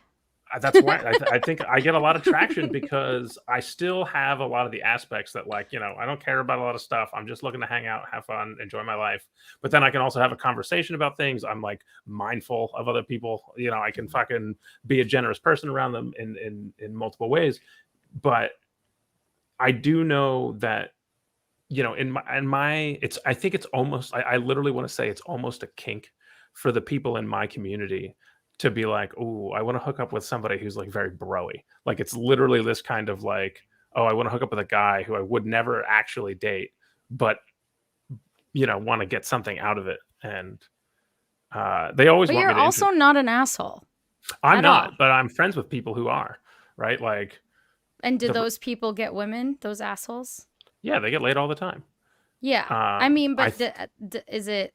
But they're constantly looking for new fulfilling relationships. Yeah. Yes. There's no longevity there, right? Correct. And so that's that's also like, I'm going back to what I was saying with like the nerdy thing, like, or going for guys that were assholes, but not really like that Chad asshole. My point being was that was because I was broken, you know, like I had problems, and that's why I was attracted to that. And like, so there's a difference if it's like the Chad asshole who's 6'2" and looks like a Greek god. I'm not gonna say that every fucking girl that goes for him has like emotional damage, because they just might actually just be like, he's fucking hot as shit, you know. But there's a difference, like if you are doing these things and you're fucking mid, no offense, like the girls that you what does mid mean? Freaking mediocre. That's how I would describe it. Like the girls that you are going to attract are not going to be like the type of girls that you want to be with long term. And but that comes down to like know thyself, which I feel like a lot of people struggle with, where it's like, okay, where really sexual market value, where really are you on that scale? Is the only thing you have to offer fucking resources? Is the only thing you have to offer your attractiveness? Like if that's the case, be fucking self-aware of it. Like and maybe develop some other fucking qualities, in my personal opinion. Yeah, no, I mean, honestly, well, I think it's a really good message. Sorry. Fucking go ahead. Kyle, go first. Right. Okay, Right. Kyle, I'll finish up. Kyle got it. Okay, cool. Yeah, but I mean, this is kind of like the whole idea is just basically, you know, develop every single aspect of yourself that you possibly can. Get in the gym. You know, I've made plenty of programs out there to start from 2 days a week, 3 days a week, 4 days a week, 6 days a week, right? To do a workout program. You know, do your best to get to the highest position that you can at your job, or be the best at the job that you can do. And then when it comes to being around people, not just women, but people in general, just be a good fucking person. Like be somebody that people like being around. This is kind of why I like, you know, the intersectional dynamic stuff and learning to be like, you know, a people's kind of person so much more than like all the libertarian stuff, because that's going to matter so much more. Like if you want to be a political person, and everybody who's political wants to kind of have their views expanded and see more people believe what they believe. The only way that's possible is if other people think that you're an interesting person. If you're the dude who maxes out in theory and that's it, then you lose by default because nobody cares about you. I know so many libertarians that are like this that could recite every single line in Hoppe, Mises, Rothbard, you name it. Yeah, but yeah, see what you said right there? No, oh God. But no, but I love theory, so I'm a fucking nerd on theory. But I just, when you said Hoppe, I was just going to say like the worst things about Hoppe are the Hoppians. That's the worst part of Hoppe. Okay, but you know exactly who I'm talking about when you think about the guys who just read theory all day and they don't do anything else. They don't work out. They don't talk to people. That once again, they max out nowhere else. They just max out one I also would like to state for the record that some girls like skinny guys. So like, to be fair, I genuinely like this, like the gym bro thing. It's not like if they are like, it's not going to be a no, but it's definitely not like a priority in any sort of dating thing. And I actually have seen a lot of polls on Twitter that have said this, where women are like, where they're actually like, they don't actually care that much about like the gym bod as much as men like to believe that they do. Like I'm sure it will bring. Fitness is different than bulky though. Like there's so many different ways. To clear one thing up is that most guys genetically, like the vast majority, I'm talking literally probably like 99% of guys will never get big enough to actually be like repulsive to women because they have so much muscle. Like that is a physical impossibility. Me as somebody who's worked out now consistently for over 10 years, I'm not like the biggest dude on the face of the planet. I don't consider myself to be small either, but like I look like I work out a little bit, right? Most guys will never have to worry about putting on too much muscle. So you might as well fucking work your ass off, you know, work your fingers to the bone in the fucking gym to get to somewhere that's at least decent, because that's about what most guys' Gen X are going to enable them to get to. Yeah. I'm just saying that, like, I wouldn't say that that's like, because you're kind of acting like that's like the number one thing for men to work on. And genuinely, I think that there are definitely more important. I think all the benefits that come, I think the benefits that come would help. That I'm not saying it's bad. Yeah. I'm not saying fitness. I think, yes, help your fitness. But yeah. I mean, it's also a personal mindset thing, right? Like I feel better when I'm working out regularly, and then when I feel better about myself as a person, I'm a better person. I'm more fun. I'm more interesting because I'm more comfortable with myself. Yes, I do think it's interesting. This is almost going to be like the other side of the coin to what Kyle was saying, where aliens notwithstanding. everything we've been talking about has had really interesting aspects of like basically mistakes, right? There's undertones of like people doing sex work when they're young and then growing out of it and like doing this sort of things, and people like young people on both sides having these age gap relationships that, you know, maybe aren't the best relationships but teach a lot of things, women dating assholes, that all that stuff. I am always fascinated by the idea of like where do we draw the line? Where do we draw the line in terms of allowing people to make their own mistakes versus trying to talk people out of it? You were saying like OnlyFans shouldn't let young people work, and like This you know, is like, don't quote me on that. It's just a no, thought no, no, that no. I had. I'm just saying Like, though. I love I the don't idea really of that though. I genuinely think people should make their own mistakes and that you learn from them. So I agree like with you there. And like for me it's more giving them the information and letting them make the choice. You know, that's more where I lean. Informed consent. Informed consent, exactly. Give them the information. Don't fucking sugarcoat it. This goes to everything from sex work to abortion. Don't fucking sugarcoat it. Fucking give the fucking information. Be But transparent. You can, but at 18, 19, you can still like, all right, like let's do that. Let's give everybody all the information they need to take college student loans, completely unbreakable by the government. I'm sure everyone will make informed decisions and not make a bad choice, right? Like, I'm just saying, like, you know, I actually think it's valuable for people to be able to make those choices, but people are actually not getting student loans as much anymore because they're seeing the consequences. People have gotten burned. But that's what I mean. There are a lot of people that have been burned from OnlyFans. There's a lot of people that have been burned from all of these things that have happened. So you can be like, this is the information. This is what's happened.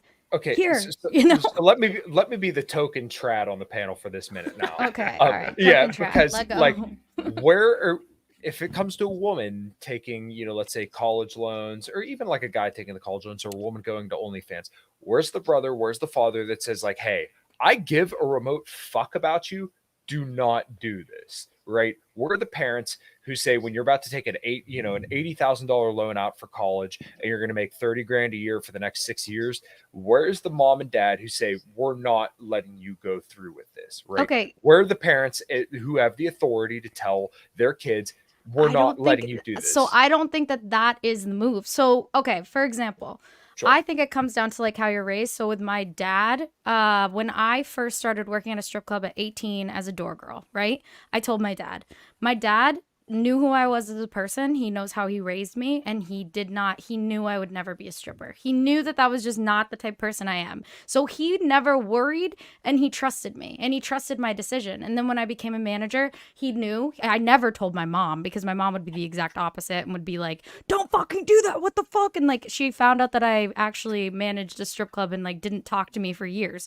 So like this, like, in my opinion, it's less about saying don't fucking do this, and it's more about how you fucking raise them. And it sucks because it's like too late at that point. Well, but it's like it is kind of like, but that goes to the sentiment of where the if you teach your child like how to critically think and how to make their own decisions, and you know that they're not going to make a decision that isn't bad for them, like you just trust that, like within these certain contexts, like, because obviously I made bad decisions in other aspects, but like in that particular aspect, he knew that I wouldn't make a bad decision, so he trusted that in me. I'm gonna push back on this one now, because so we talked about this in previous ones. You guys know I've done sex work. Obviously, I do.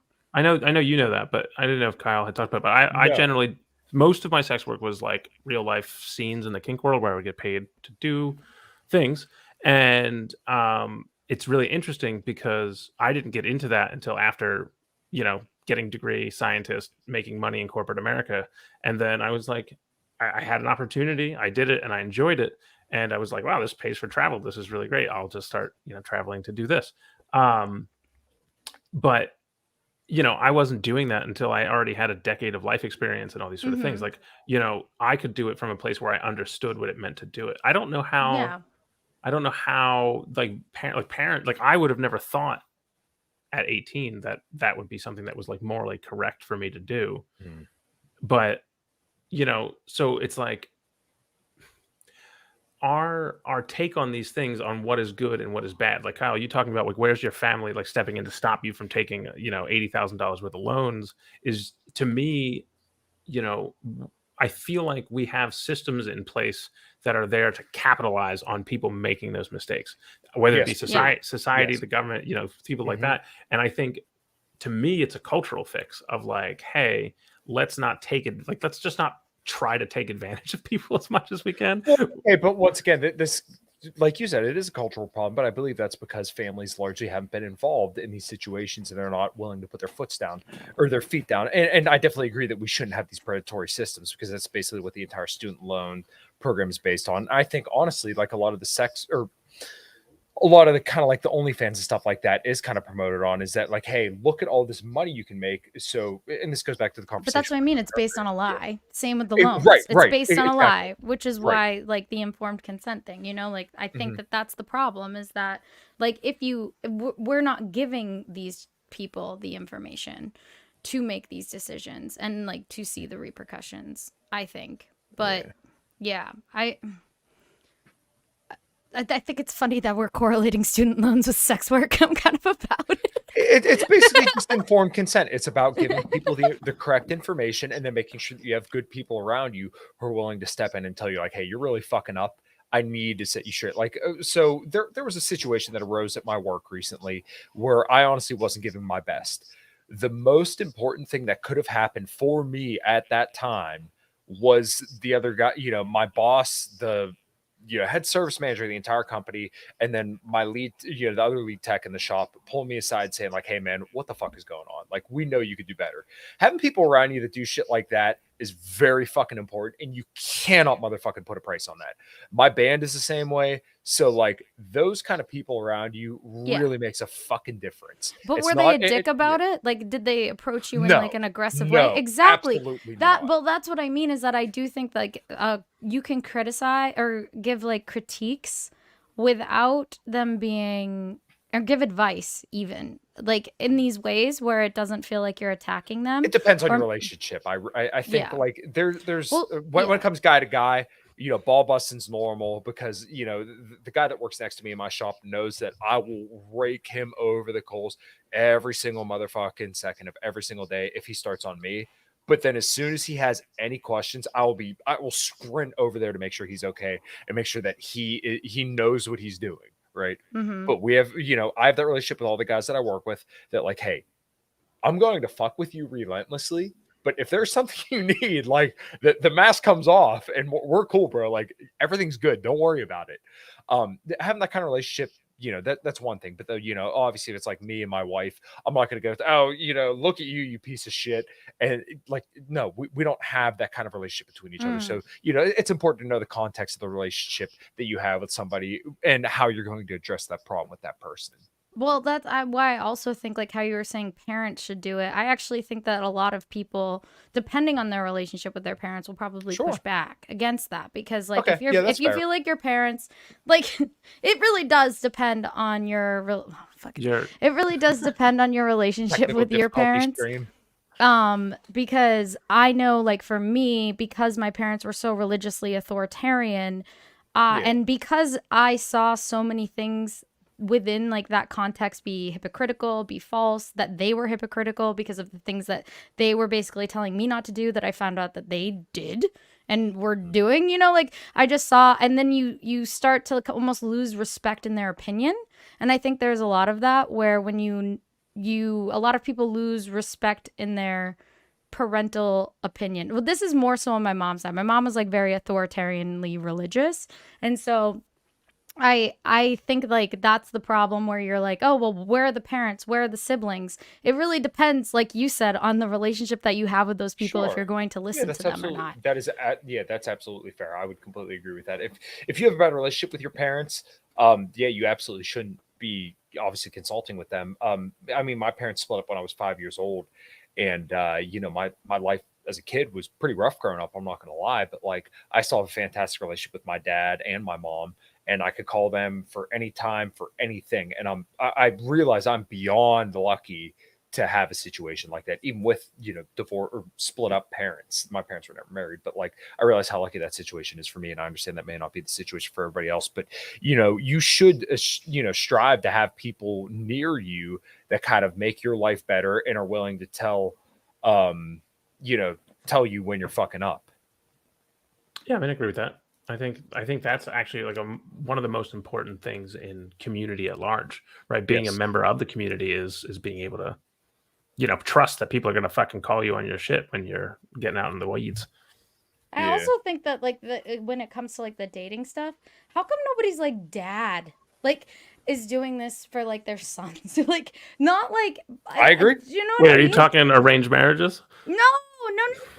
I'm talking about just like advice, like with dating. Like it feels like all these people that like look at Andrew Tate and like all of these like whatever the fuck they are. I mean, no Like, offense, fresh and but fit. nobody's dads fucking know. You dad, I'm on Tinder and I'm on Bumble, and they don't Okay, want well, to. to be fair, is that, you know, our parents didn't have to deal with all the same obstacles in the Yeah. globalized sexual marketplace that we do now.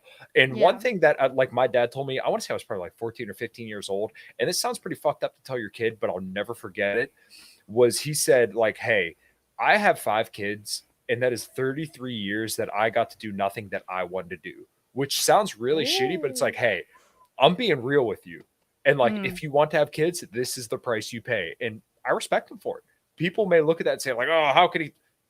He was being real. No, I understand that. Yeah. But yeah, that's what I mean. Like, that's an example of my dad saying, like, hey, this is a sacrifice. And I'm telling you this as a young man, so that way you know going forward.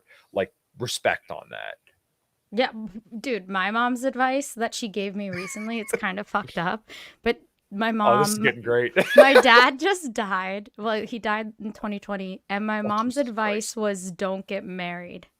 She said she's never been happier.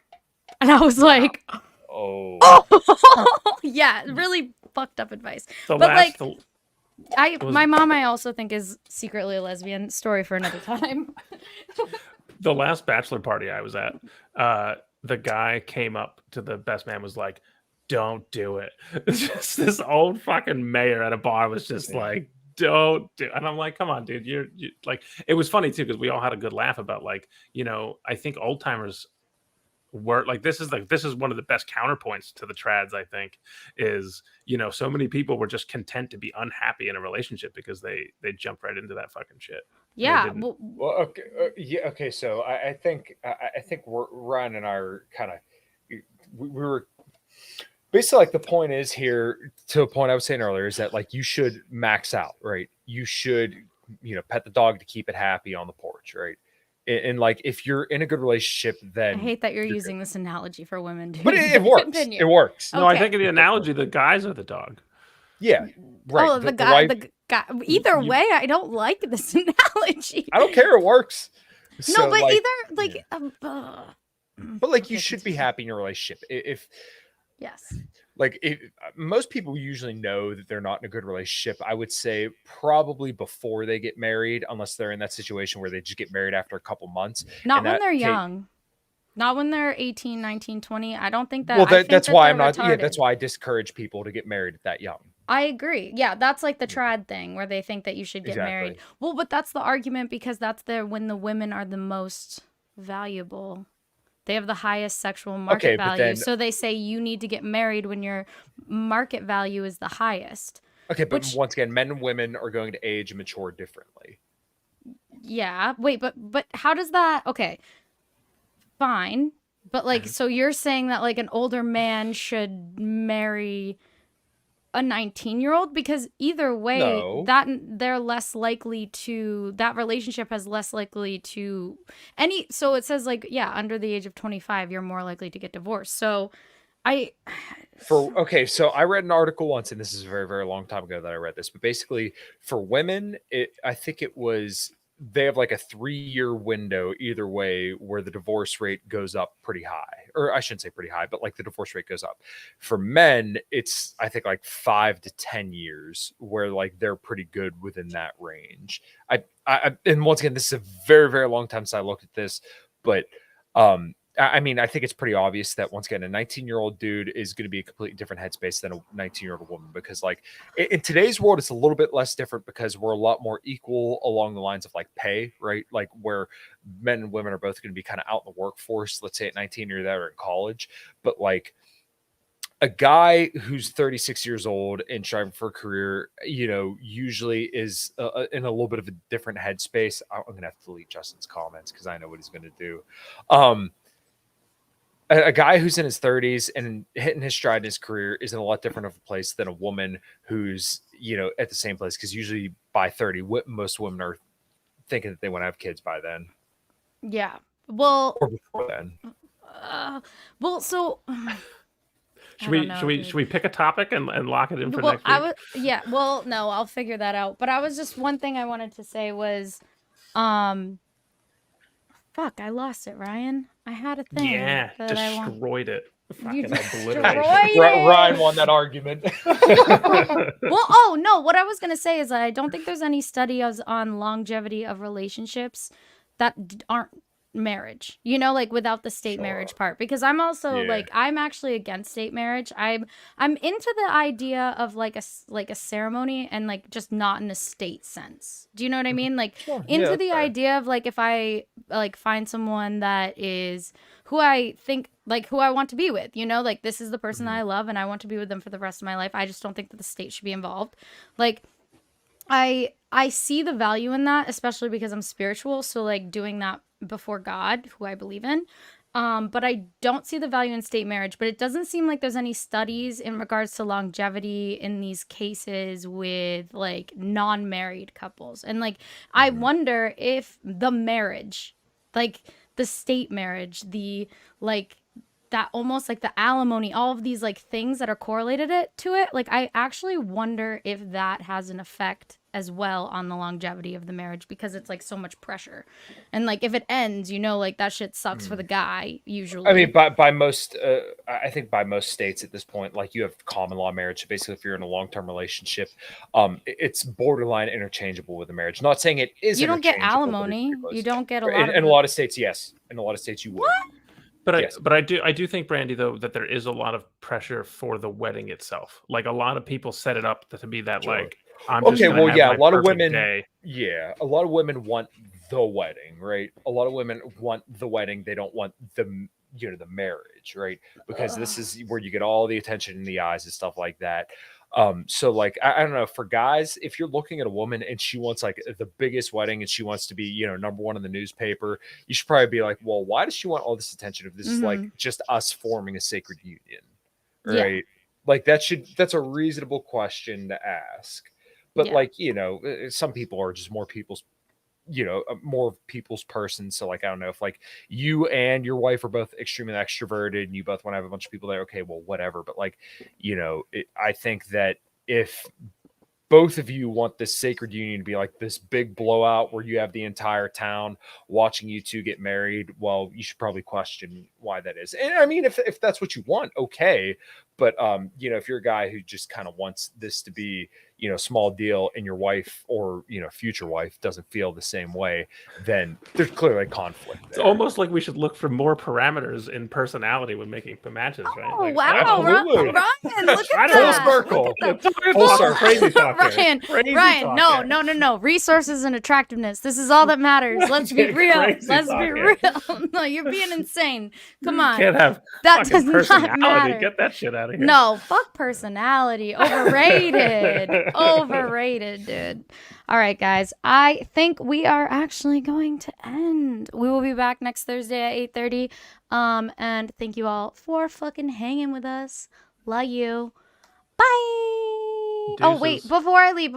Wait. Yo, call yourselves out. What do you want, Kyle? What do you want them to follow you on? Go ahead and find me on Twitter, Kyle Matovcik, KYLEMATOVCIK. If anybody is in the wonderful area of southwestern Pennsylvania, A Common Crown has 3 shows coming up. Saturday, September 30th at Slam and Sam's in Johnstown. Saturday, October 14th at Serious Shriners in Cheswick. And Saturday, October 28th at Woodpeckers in New Ken. Those will be A Common Crown's upcoming shows. and Liberty and Health, of course, that's my podcast where I talk about some of this stuff, and then a lot of political stuff as well, and also lots of health and nutrition stuff.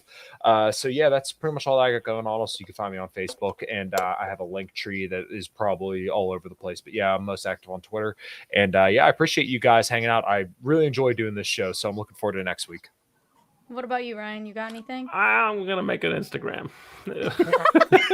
He's tiptoeing his way in. Ryan like doesn't do social media, but I will say if you are in New England, we have a show coming up on October 21st, Cult of Art. Ryan will be the MC. It is a great time.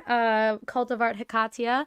If you are trad, you probably shouldn't go because there is implied nudity and all sorts of mystical, witchy stuff. So you will probably be like very much offended. So There's a lot of booze though. booze, boobs, bitches. There's all sorts of stuff. But like if you trad, like I'm just warning you, just go in understanding what the experience is gonna be like.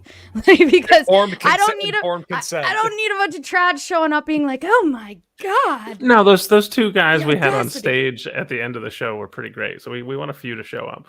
Yeah. But yes, come. It's a great time, I promise. And bye.